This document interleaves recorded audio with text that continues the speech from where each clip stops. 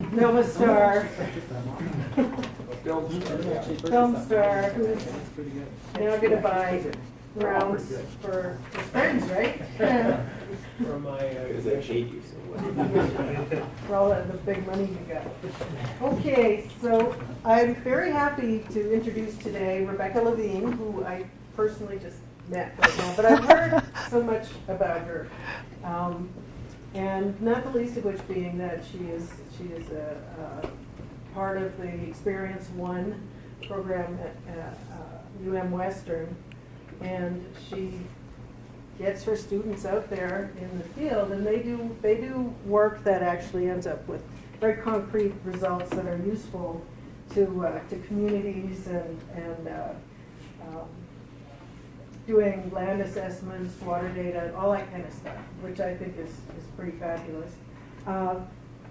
Rebekah is a maniac / Mainer who went to school at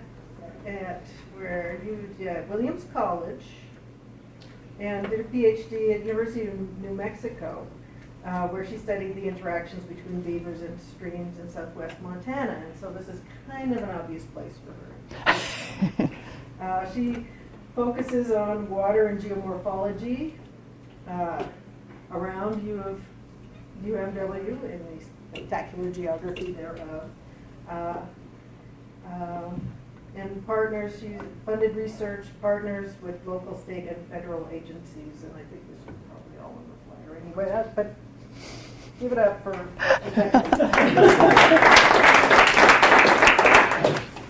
Thanks. Well, yes, coming to you live from Beaverhead County, I thought, why not talk about beaver? So maybe that's why I got hired at Western, I'm not sure. But anyway, so I'm a geomorphologist, and in geomorphology, we've been talking about the influence of biotic factors on geomorphic processes on the landscape. And beginning in the 1990s, the effect of wood on rivers had received a lot of attention.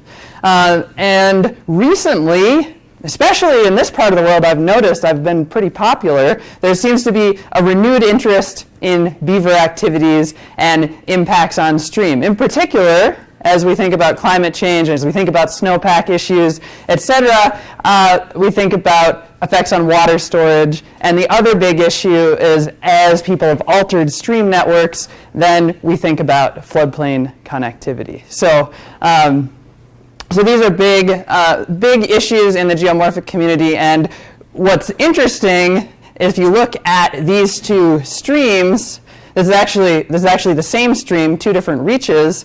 The biota here versus here are extremely different. So how do these things interact? And even more complicated, how do the critters who build these things affect how streams actually function? So those are the big things that I'm interested in. And so in terms of beaver, the work that's been done, there was a bunch of work in the 1930s that suggested that beavers aggrade valley floors. And that they have been raising the level of valley floors. However, it was not very supported by data. And then there's this plot from Pollock et al. In 2007 showing that there's a lot of aggregation associated with beaver dams over time, but again, not a ton of long-term data to go along with it. So one thing, and there's been a couple studies that have really looked at how much aggregation has occurred in response to having beaver dams in a system. And so if you look here, the idea is that beaver dams are supposed to help grade stream systems. And that's this big idea. The problem, and everyone seems to buy into it, but there's increasingly more data, but there hasn't been a ton of work done to really prove that happens. Okay, so what I was interested in looking at is thinking about really how effective are dams at trapping sediment.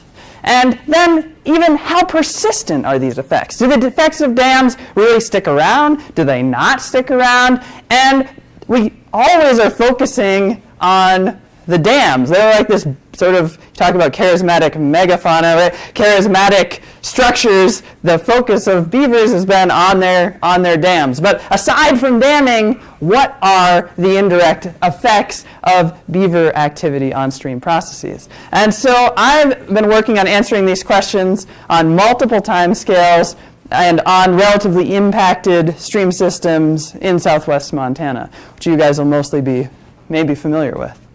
Okay, so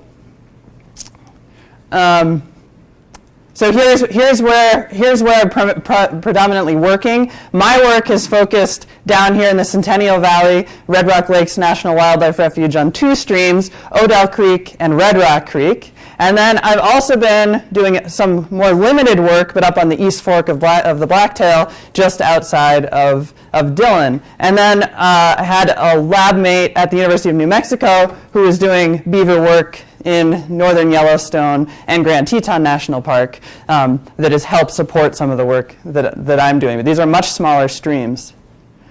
And so the majority of the data that you'll see today comes from Odell Creek and Red Rock Creek in the Centennial Valley here. And Odell Creek and both Red Rock Creek they have pretty high sinuosity. They're meandering streams. Odell Creek, it drains out onto a big alluvial fan, is inset into the fan, so has provided some really neat information there. So here's some information in terms of flow and discharge on these creeks. Okay, so my first thing, so this talk, I'm going to talk about three different things. So just I want you to be able to follow along a little bit. The first thing is that in order to understand the long-term effects and to think about beaver on really long time scales, I needed to think also just about the dams themselves and the impacts that we can measure really clearly. And then I was looking at a really long time scale. Can we see geological effects of these? Are they stored in the geologic record? Are there some long-term impacts? And then the last part of the talk is tying those two time scales together to kind of talk about that intermediate scale. The effect of dams right now, the effect of a really long time scale, and then this intermediate, how do we bring that all together to think about it?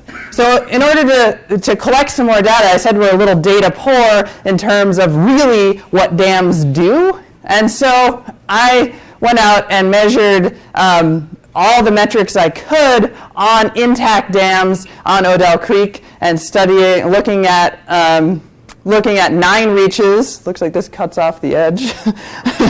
nine reaches, looking at reaches with active dams, undammed reaches. I tried to limit the impact of beavers so I could have some sort of control. And then dams that had breached within the last decade or so based on aerial imagery, and going back and looking at those so I could see, are there any longer term impacts? But as luck would have it, there's a lot of water in 2011, and a lot of work that I had done previously. I had the survey data, and all of the active dams in my study all breached. So I had all this pre-survey data, and then they all went out so I could really track the impact. So that was totally just, how science works sometimes, right? And so we did a lot of surveying and analyzing the sediment, looking at sediment storage, because we're thinking about these geomorphic effects and long-term impacts. And so to assess the effects of breaching, I looked at these older breach sites and surveyed those and analyzed those for several years. And then following that 2011, resurveying all the dam sites where the breaching had occurred, and then I was able to really be able to assess sediment storage on longer time scales.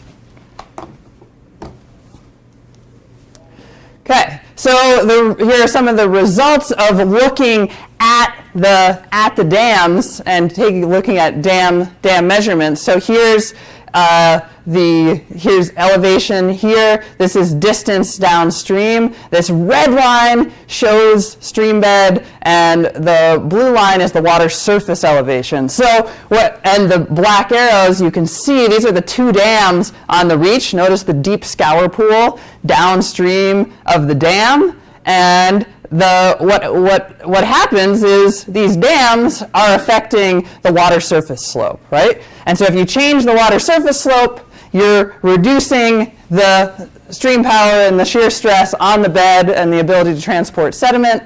And that, again, shows up in this, which is a sediment map of the same reach. Here's that first dam here. Here's the second dam. And this whole entire reach was mapped for the different grain sizes. So look at grain size distribution along the bed. And this part here, you'll notice this pink color is fine sand, the green is cobbles, and this is coarser sand down here. So the big thing that's happening is you're getting a lot of fine sediment storage, less with the second dam because you have a little bit increased slope, and most of that sediment is dropping out at that upstream dam site. Okay, so yeah, sediment storage happening? Sure. So let's look at volumes. In the 4 dams that were surveyed on Odell Creek, these are those upper 2 which are shown here. And these are at a higher gradient section of the stream, so the backwater effects of those dams are a lot more limited, and so the total sediment volume of those is less. But there's some coarse storage that's occurring at those upper sites because there's more coarse sediment available, higher transport. And here, there's pretty high sediment volume. So is the sediment retained? Will it promote aggregation? That's the question. So when the dam's in place, this is what it looks like, right? Now when the dams breach, what happens? Okay, so here's that same image that I showed before, and here's our pebble count data pre-breach and post-breach from all these different sites, and here's the sediment map following the breach of the dam.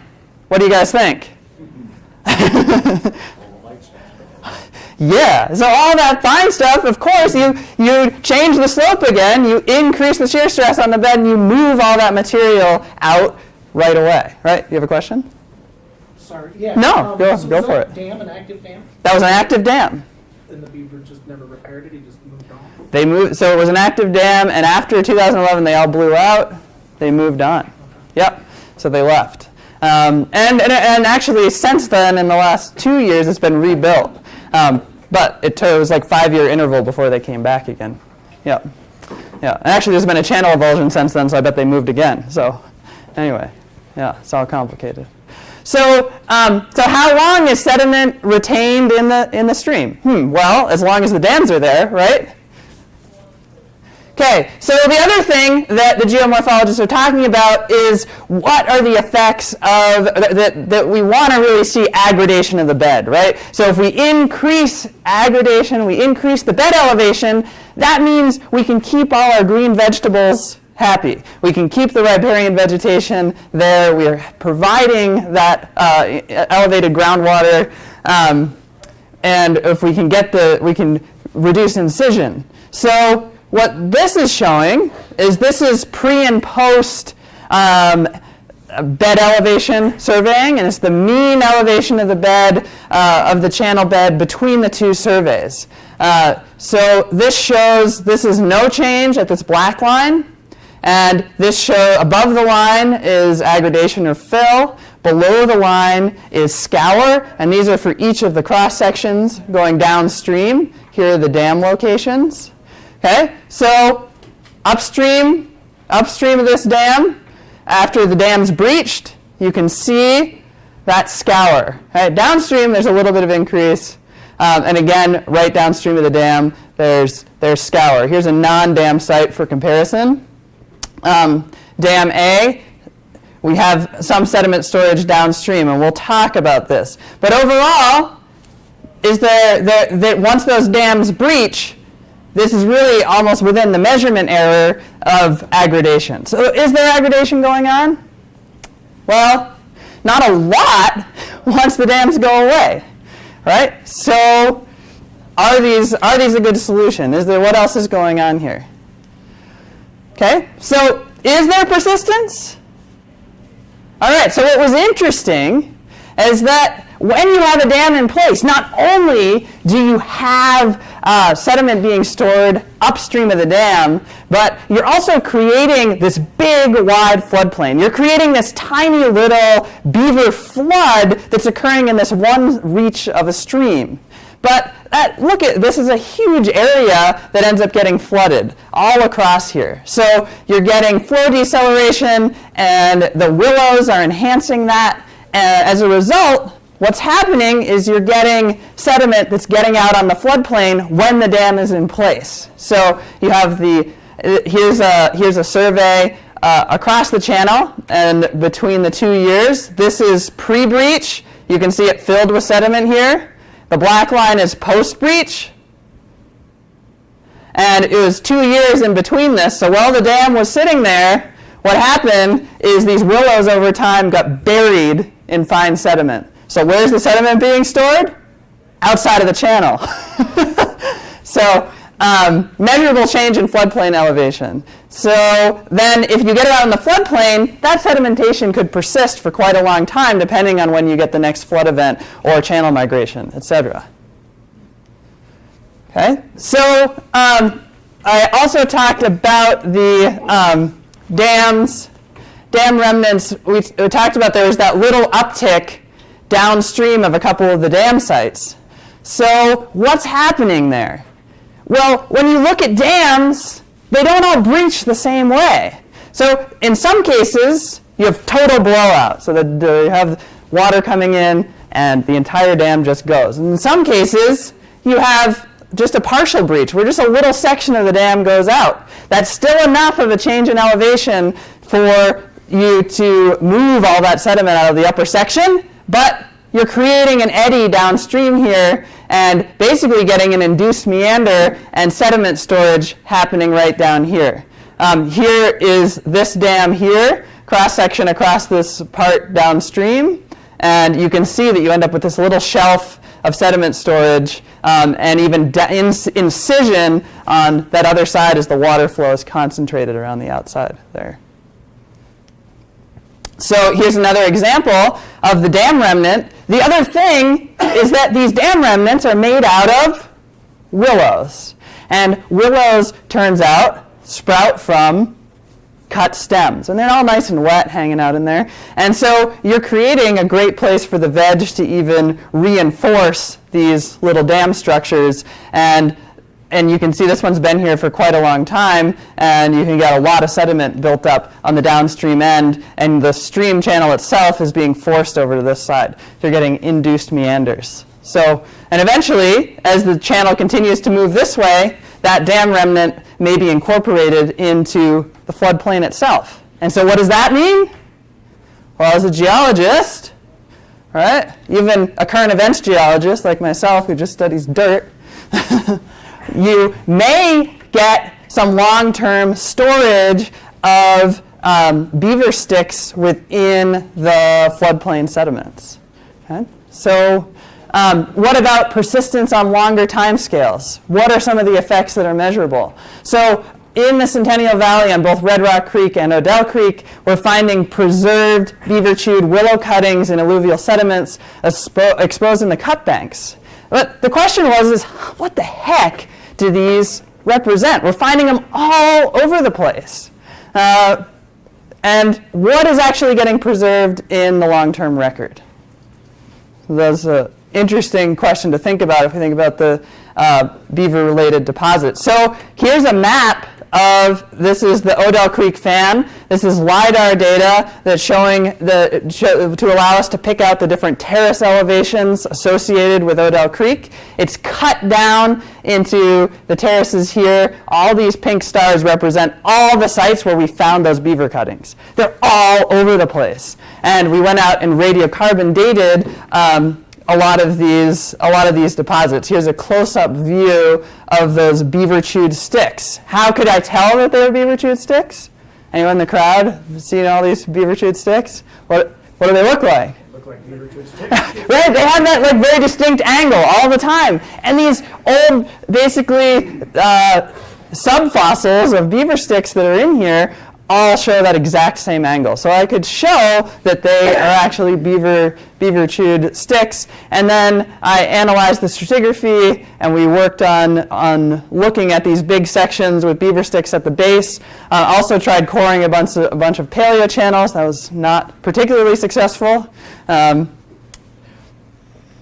only one channel with paleo channel was datable.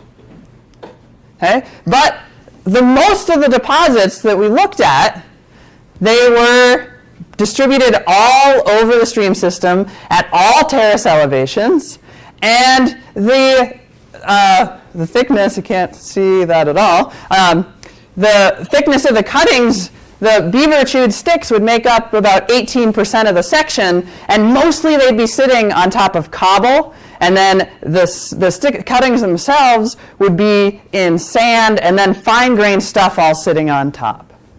Okay? So that's what the majority of these sections looked like. Okay? Grain size here, and then the thickness of the section. So my colleague Lyman Persico is doing work here in northern Yellowstone and Grand Teton, and those streams are very small streams, and he was finding actually preserved dams that were in the sediments. I was not finding that at all. My deposits didn't look anything like that. There was no evidence that these had been dams before. I was like, what the heck? What the heck is this? What am I looking at? And what's interesting is that these sections are in great stratigraphic order. These are radiocarbon dates. This is age going across the bottom here, and the depth of those, the depth that the samples were collected at. And we see in the beaver cuttings, there's rapid deposition associated with them, and then that deposition slows down as you get higher and higher in the section. And there's some change in rate at these sites through time. There are a couple sites that are not in correct stratigraphic order where things are a little wonky. But one thing that I've been thinking about is that because they are in these stream banks, there's some possibility that they're getting eroded out of the stream banks and retransported and deposited again further downstream. And so I think that it's probably it's pretty good that we have so many sites that are in stratigraphic order. Okay, so if I plotted all those across all the different terrace elevations, so these are all the sites, and the different terrace elevations have ages. Here's the age spread at the different depths, the different age at the different elevations. So you can see here, these are all at the same scale. Lots of ages are represented at all sorts of different terrace levels. What the heck? That's crazy. And we had really good stratigraphic order in all the sections. So what is going on here? Well, so if you look at the LiDAR data here, here's the stream. This is the modern channel here. And you can see this paleo channel here. And you can see all these old oxbows here, and this point bar prograding here. You can even see, like, we had a little section that cut right into one of these prograding point bars, and from this site, able to calculate at least some sense of lateral migration. So lateral migration is a huge thing that's going on in this system. So a little bit of cut, a little bit of fill, a little bit of sideways movement, a little bit of cut, a little bit of fill, a little bit of sideways movement is giving us that variability in the terrace ages. But I think that beaver are a big part of this. So, okay, we have all of these deposits that are all over the channel, and we have these beaver dams that are in place for only 3 to 5 years. Okay? No large-scale channel filling is occurring.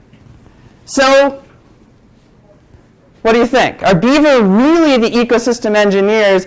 Are they able to really affect stream system on large scale? So the fact that we see these dam remnants suggests that, and the way that the dams are affecting the channel and channel process tell us that intact dams are not the only beaver impact in a stream, right? So it could be either this or this, but we have that intermediate where we have those dam remnants that are affecting channel migration processes. Okay? And so why does that matter for these guys, for getting huge willow forests, the jungles of southwest Montana? And what do these things need to support the incredible riparian habitats that we have, including grizzly bears, moose, etc.? That plants need bare mineral substrate, access to groundwater, and they need a seed source. Right? So they need all of these things. And so we're trying to think about whether beaver, even if their dams don't stay in place, are actually helping to enhance those processes.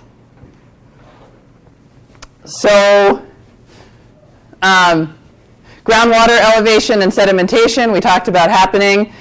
Here's an example of that dam remnant. We do have this happening at long time scales.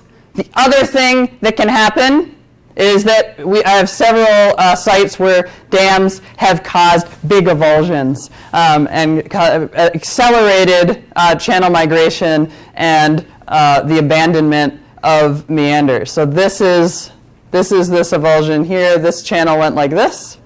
Okay, here's the little section on Google Earth where you can see that it's connected. The beaver dam is right here, and that beaver dam was active, and then it blew through this section and blew this thing out. So yeah, dynamism in a system, well, this would have happened eventually anyway, right? But how much are beaver helping to accelerate these things? The other thing that beaver are doing is that they are extremely messy builders, right? Beavers working in a stream system have these things. They're cutting willows all over the place. And the whole entire time they're cutting these things, they're floating downstream, right? They're releasing those. Here's them constructing this dam that they eventually finished in the fall. They're constructing dams and lodges. They're putting willows in this creek for food caches. And these stems are floating all over the creek system. So what I realized one day sitting on a point bar and looking at my feet was this. What do you see?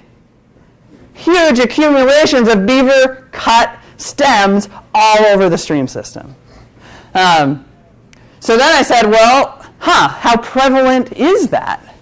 So I went out and actually tried to quantify what was going on, how prevalent are these, where are they found, and was a lot more systematic about it. I put it into morphological classes, looked at point bars and cut banks and straight sections, and tried to figure out what patterns there were in terms of stem accumulations, and laid out these quadrants across the floodplain at 0, 1, and 3 meters to look at whether there's even patterns in the deposition going along the creek.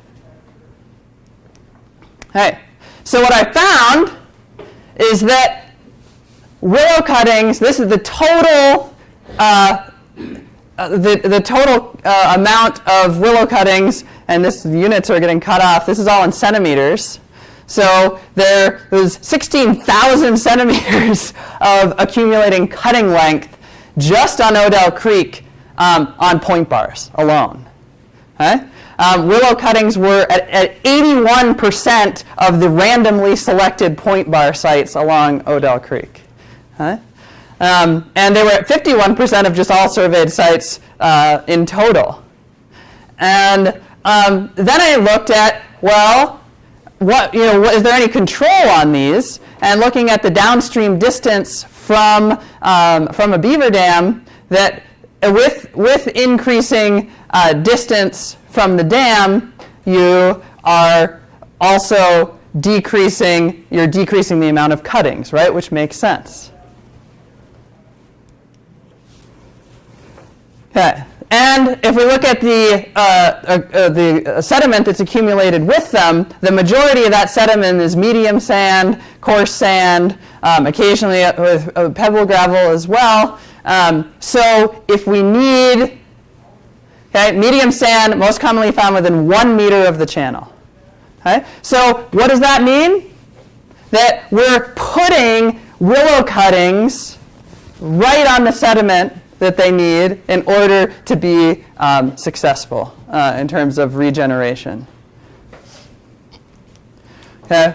I studied all the creeks here and up in the East Fork of the Blacktail on 2 different creeks up in that area, or just East Fork of Blacktail and Odell and Red Rock Creek.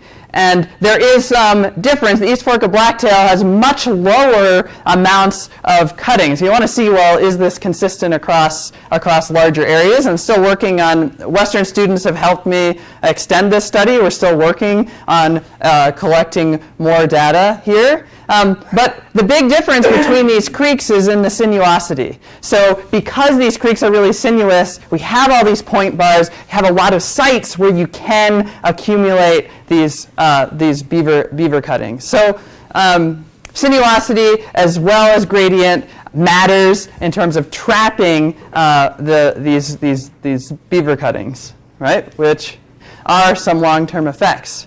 So why is this a big deal? Well, because of this, right?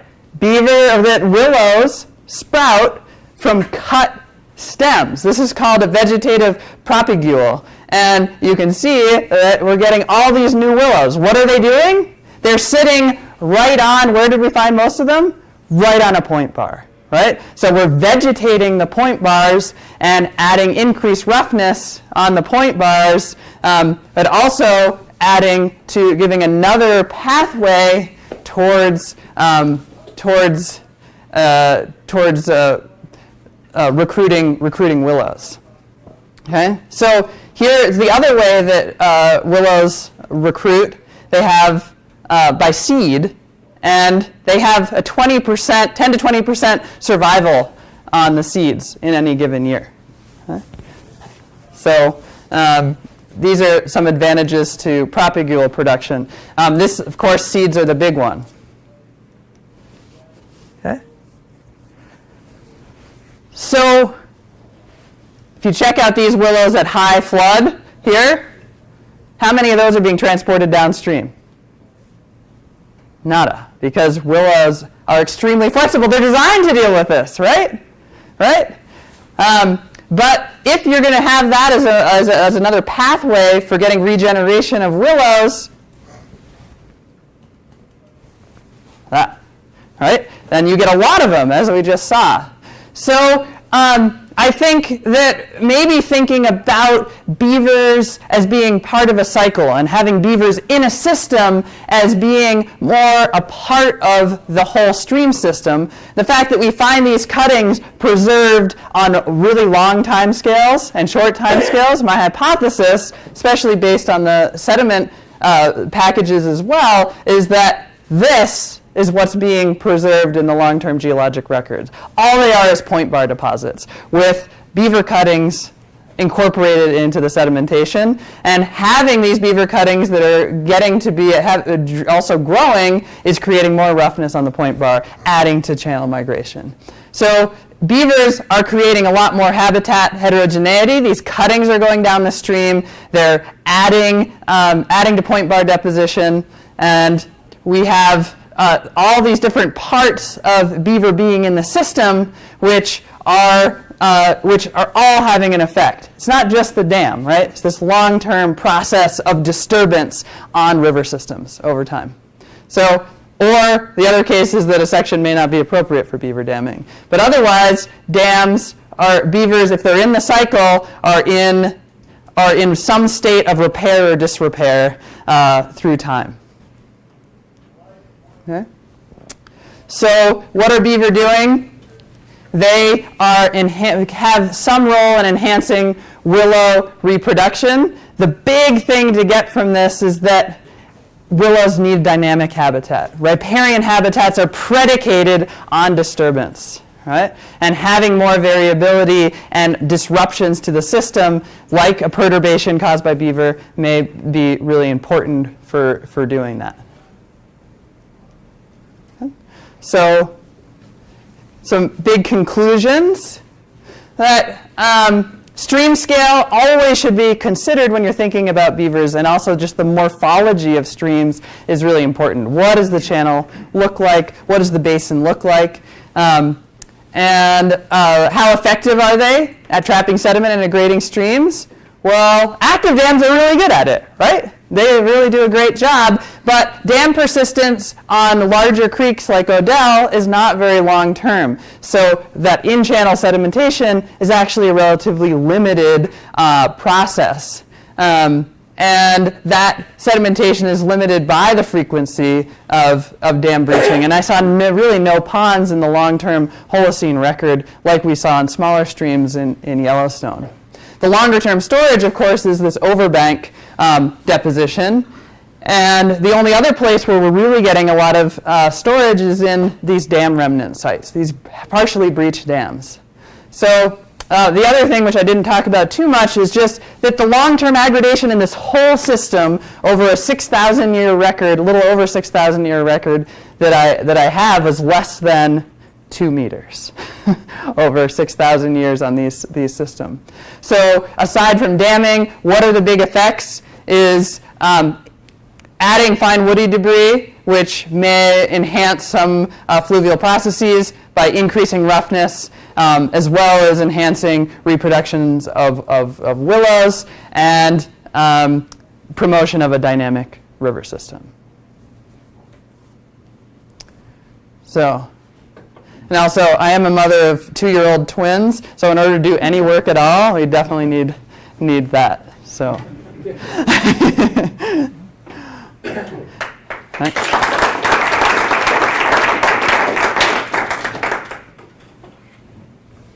Can you